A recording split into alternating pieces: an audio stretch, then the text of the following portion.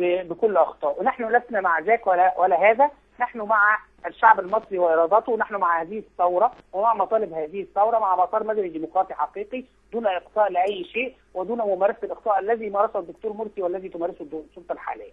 وبالتالي الامر بالنسبه لنا مش ملتبس، لان احنا عندنا بوصله واضحه وهي مبادئ واهداف الثوره.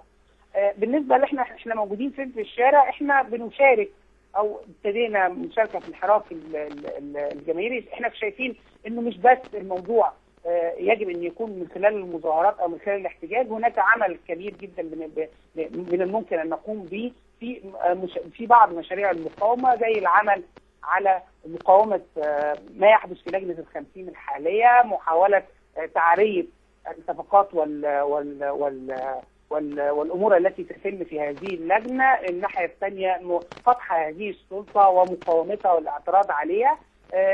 شاركنا في التظاهره ضد القوانين التي كانت تريد هذه السلطه ان تصدرها، مثل قانون التظاهر وقانون الارهاب، وسنشارك في الاحداث القادمه اللي من ضمنها فعاليه محمد محمود.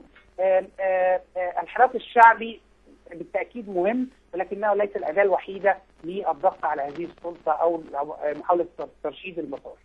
نعم، أنتم بالفعل أصدرتم عدد من البيانات، رفضتم في القوانين ورفضتم في ما يحدث في لجنة تعديل الدستور، لجنة ال50، ورفضتم أيضا أو ما سميتموه بأنها محاكمة انتقائية لمحاكمة الدكتور محمد مرسي. وأنت ترى أنني إن كنت أعبر عن كيف ما يراه الشعب، فإن الأمور إما أن تكون مع جماعة الإخوان المسلمين أو أن تكون مع سلطة الأمر الواقع.